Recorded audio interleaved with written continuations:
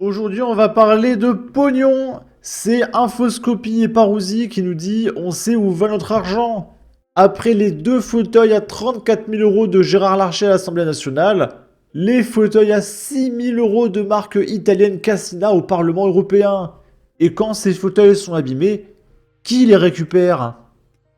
Ça coûte 5 000 balles.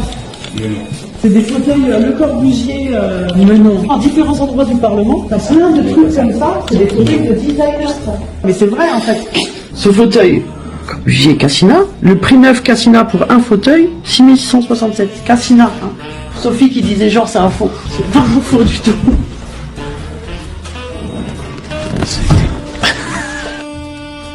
Cassina. C'est un vrai. Et ça, c'est payé par nos impôts. Alors que c'est littéralement un fauteuil comme un autre. Mais vu que c'est bourgeois, 6 000 balles. 6 100 €.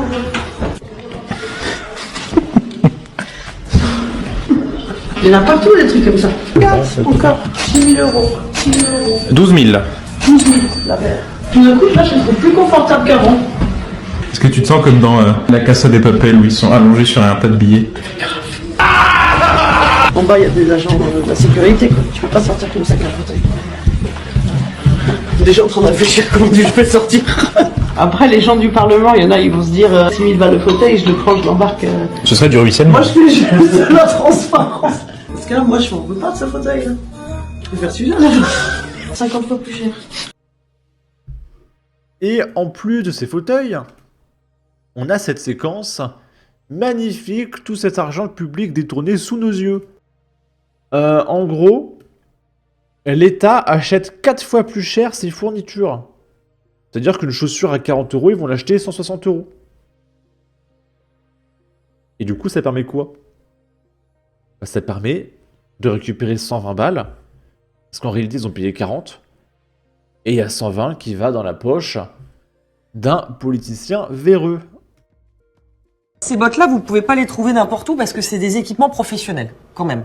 Elles ont coûté 150 €. Vous passez hors marché public, elles sont, je crois que c'était à 60 €. Ou 45 €. Même beaucoup moins que ça, 36,64 €, soit 4 fois moins cher.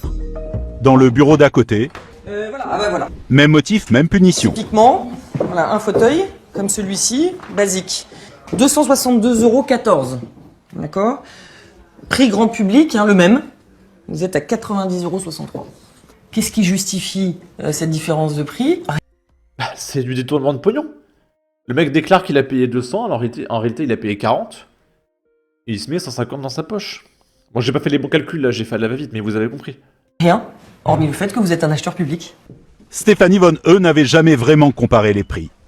Ce qui lui a mis la puce à l'oreille, c'est quand elle a voulu refaire la grande salle qui sert pour célébrer les mariages et pour le conseil municipal. Ça sent encore la peinture d'ailleurs. Avec sa directrice des achats, Caroline, elles ont voulu faire ça à l'économie. 9 000 € pour de la peinture, une quinzaine de tables, une trentaine de chaises. Ce sont les 12 nouvelles lampes qui ont fait exploser la facture. Et les prix pratiqués, à savoir, sauf erreur de ma part, 500 € l'unité, m'ont fait bondir de ma chaise en disant mais d'où ça sort ce prix? On m'aurait dit 50 €, je trouvais ça bien. Pourquoi qu'on n'ait pas changé de fournisseur dans ce cas-là pour acheter juste les appliques ailleurs?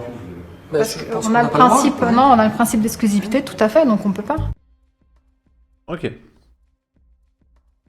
Là, c'est Joël qui est passé sur RMC, qui nous explique que lorsque son oncle est mort, il a été taxé de 55%. Et que du coup, sur un actif de 570 000 €, il a dû payer 314 000 € à l'État. Mais qu'est-ce qu'ils font de cet argent? Ça n'a aucun sens. La fortune qui doit se compter en centaines de milliards en droits de succession va où? Qui récupère cet argent? Donc ma sœur et moi, on a hérité de notre oncle, 90 ans, on est décédé seul en région parisienne. Nos parents étaient déjà décédés, donc on a été taxé à 55%. Hein. Ah ouais. Voilà. Donc sur un actif, j'essaie d'aller vite, sur un actif de 570 000 €, dans laquelle il y a une maison en région parisienne qui était estimée à 435 000 euros. Ouais. On a donné 314 000 euros de droits de succession, plus à peu près 30 000 de frais de notaire, déclaration de succession, attestation immobilière et compagnie. Et on a réglé ces sommes par virement, donc il fallait qu'on règle le notaire. On a fait un virement de à peu près 100 000 euros chacun. Ouais. Le reste de la somme a été prélevé par l'État directement sur ses comptes bancaires. Et en fait, on a pu régler parce qu'ils nous avaient fait des assurances-vie à notre nom. Et les assurances-vie ont été pratiquement mangées. Il nous restait 15 000 euros chacun. C'est horrible, donc, mais c'est incroyable. En fait, c'est un gars qui a bossé toute sa vie, qui était célibataire, qui a payé plein pot, qui a fait énormément d'investissements dans sa maison, et qui, en fait, a payé, c'est lui qui a payé les droits de mutation. Hein. Donc, moi, je trouve que c'est du vol, c'est du racket. Et quand je vois des types comme Arnaud et compagnie, là, qui sont taxés à 6% à l'étranger parce qu'ils délocalisent et parce que ils font des donations de leur vivant, ils créent des sociétés, etc., et que nous, on est taxés à 55, c'est une honte. Donc, l'État voleur, État raquette. Ça, je le dis fermement. Hein. Parce que vous n'êtes pas en ligne directe. En fait, sur 570 000, vous avez touché 100 000 euros, quoi. Bah, on a revendu la maison, donc on est retombé sur nos pattes. On a finalement touché 200 000 euros chacun. La maison était estimée 435 000 par le notaire. Elle a été vendue 417 000. Donc, comme elle était estimée 435 000, on a payé des droits sur 435 000. Ah oui, bien sûr. Les impôts nous ont encore piqué. Ils ont payé... Attends, ils ont payé des frais de notaire sur la valeur estimée selon le notaire, alors qu'en vrai, elle valait moins, quoi. C'est complètement lunaire, hein. 8 000 euros de trop. Et alors après, il fallait faire une expertise pour la faire réévaluer. Vous parlez d'un VINS. Alors, il y a eu ça, et ensuite, sur les assurances-vie, l'État nous a encore piqué 9 000 euros sur les versements qui étaient faits après ses 70 ans. C'est horrible. Donc ça va, on arrive à alors là, on arrive à peut-être 350 000, 360 000. Donc, c'est confiscatoire. Voilà. Non mais là, je suis dévasté, c'est lunaire, hein. Qu'est-ce qu'ils font de ce pognon? Imagine, il y a 70 millions de Français, et à notre mort, on refile notre maison à 200 000 balles. On refile 200 000 à l'État. On va faire 200 000 multiplié par 70 millions de Français.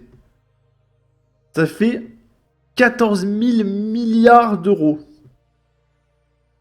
Ma question, qu'est-ce qu'ils font de ce pognon détourné